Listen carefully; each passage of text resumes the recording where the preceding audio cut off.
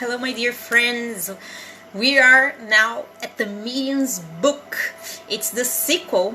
to the Spirit's book, and I chose this book to be the next because the first book talked about, the Spirit's book, talked about what we are,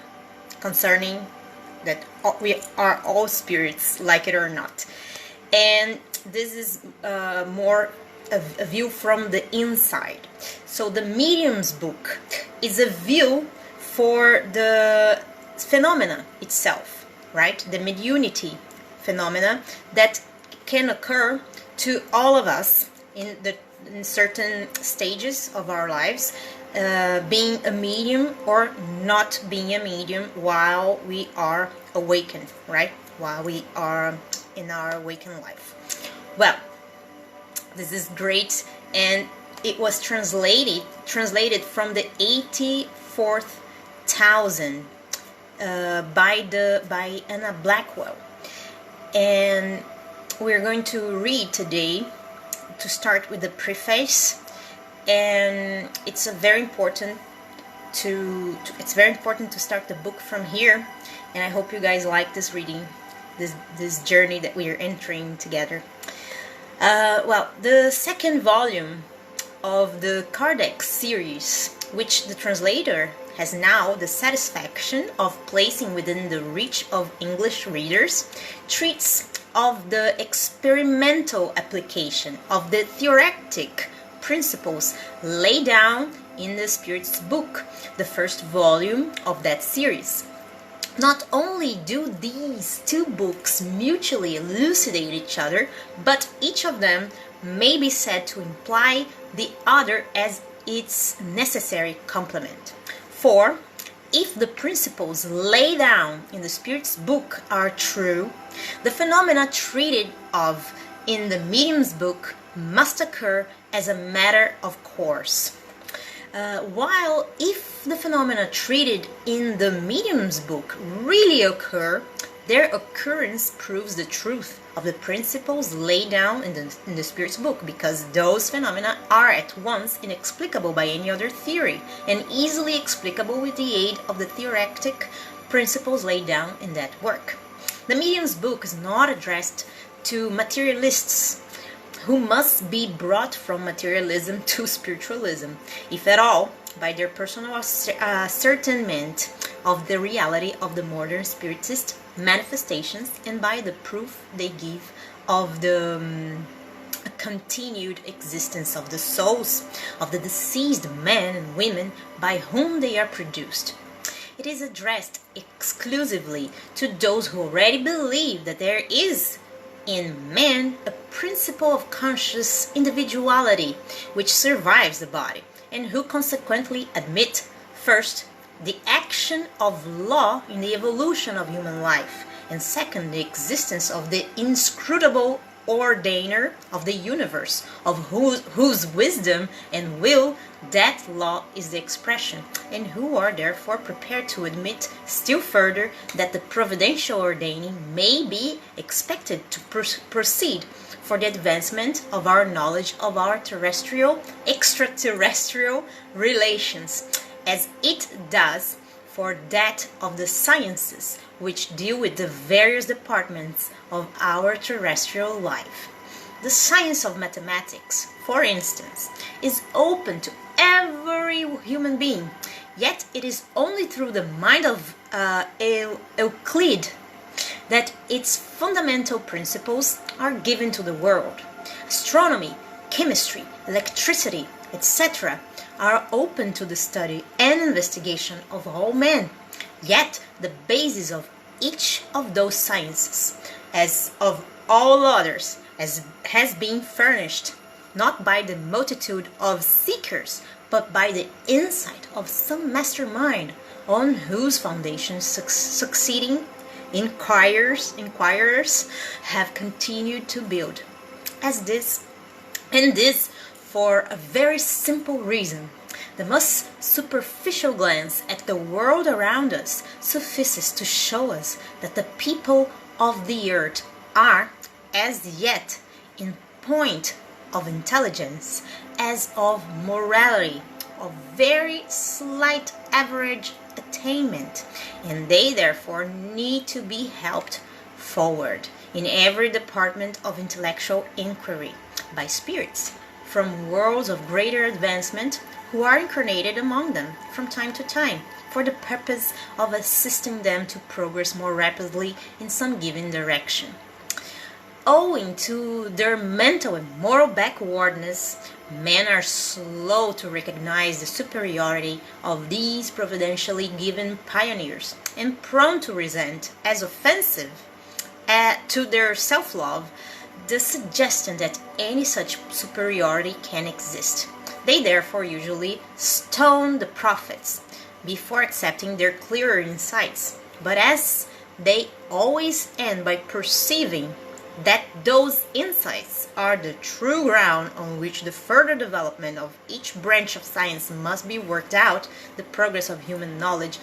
though slow, is sure. But at what rate would that progress be accomplished if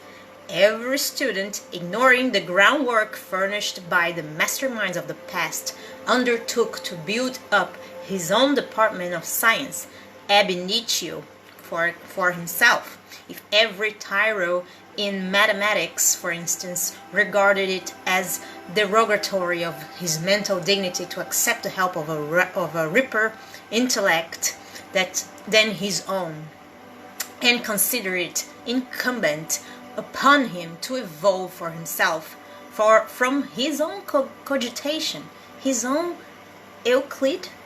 Applying this reasoning to the system of religious philosophy contained in the Kardec books, it is to be remarked that, although the domain of thought and experiment in regard to the existence of spirits and the information they may have to give us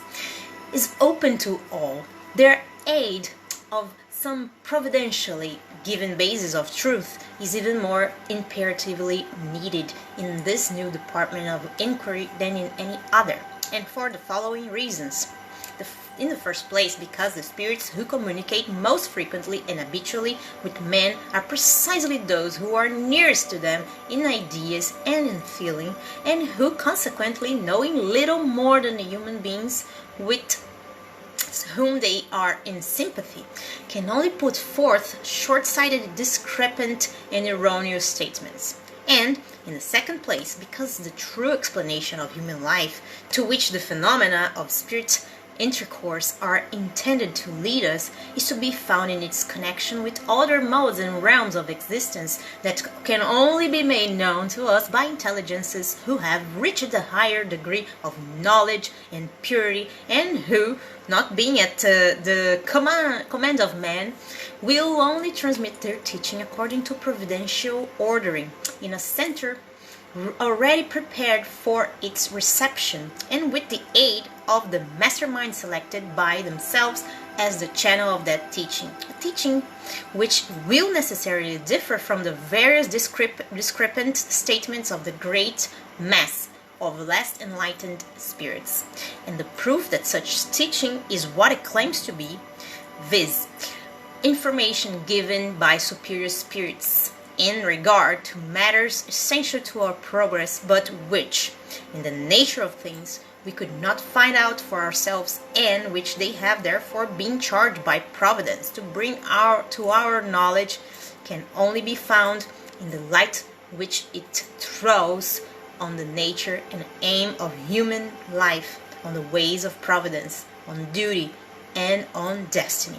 All those who have made a serious study of the theory of existence which Allan Kardec has employed to elaborate have arrived at the conviction that it presents the proofs of authenticity and superiority just set forth as conclusive, and they therefore accept it as the fundamentals of all sciences are accepted by students, that is to say, not as exhaustive, but as the true basis of further discovery, not as a matter of arbitrary authority, but on the broad ground of its intrinsic reasonableness and the satisfactory solutions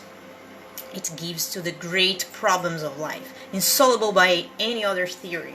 The high moral tone of the medium's book, as of all the writings of Allan Kardec is in unison with the assertion so often repeated by the spirits whose communication he has coordinated with such exceptional clearness and rich of thought that the aim of the open intercourse which is now being established between spirits and man is not the mere gratification of curiosity, not the mere enlargement of the sphere of interesting inquiry, not even the mere giving of the certainty of our continued existence beyond the grave, but that the sole aim of this intercourse is the moral improvement of the human race, which it will accomplish through the new light it will throw on the nature and purpose of human life, by showing us that our present is always the result of our past and the arbiter of our future, and that the acquisition of wisdom and benevolence is the sole condition of happiness. This intercourse will furnish us with the most powerful incentive to the pursuit of knowledge and the practice of kindness, and it will thus effect the gradual amelioration of mankind that is destined to transform the earth from a world of punishment and discipline, as it now is, into a portal of the happier realms of existence, to which we can only attain as the result of our intellectual and moral improvement. No serious and intelligent student of the works of Allan Kardec has ever doubted that the theory that early pioneer of the great spiritualistic movement of the present day was made to lay the foundations will eventually be accepted as the basis of a reasoned out religious belief, not only by all those who are interested in spirit manifestations, but by the world at large. And this conviction of the providential character of the works in question, abundantly justified by the reception they have eventually commanded wherever they have been introduced, will doubtless be still further strengthened by the gradual acceptance of the medium's book in England and the United States, in proportion as its scope and character become known in those countries. For a while, the progressive development of spirit manifestation has constantly brought new confirmation to the explanations of the phenomena given in this book at so early a stage of the great movement, and often in advance of the occurrence of the phenomena themselves. Not a single phenomena has occurred to disprove or invalidate those explanations. The innumerable contradictory theories that are put forth ad nauseam by ignorant and pretentious spirits of the borderland theories that explain neither the facts of life nor those of spirit manifestation, and that cannot even account for their own production, are proved by their emptiness to be mere figments of prejudice and imagination that will collapse through their own hollowness. On the other hand, the facts of spirit manifestation, even the most admirable and important, if observed, as is too often the case, mainly as matters of personal interest or curiosity, and without being connected by a theory that can unite them into a homogeneous and living whole, are as incapable of yielding intellectual and moral fruit as are the sands of the seashore of producing a harvest. But a theory that coincides with and explains all these facts, and that deduces from them the noblest intellectual and moral consequences, offers a firm and fruitful ground of truth and reality, and the general acceptance of such a theory can only be a question of time. That was written by Anna Blackwell in Paris at the year of 1876. And this begins our journey. I hope you guys have liked this preface as much as I did. I leave you with a big kiss. God bless you all. Bye bye.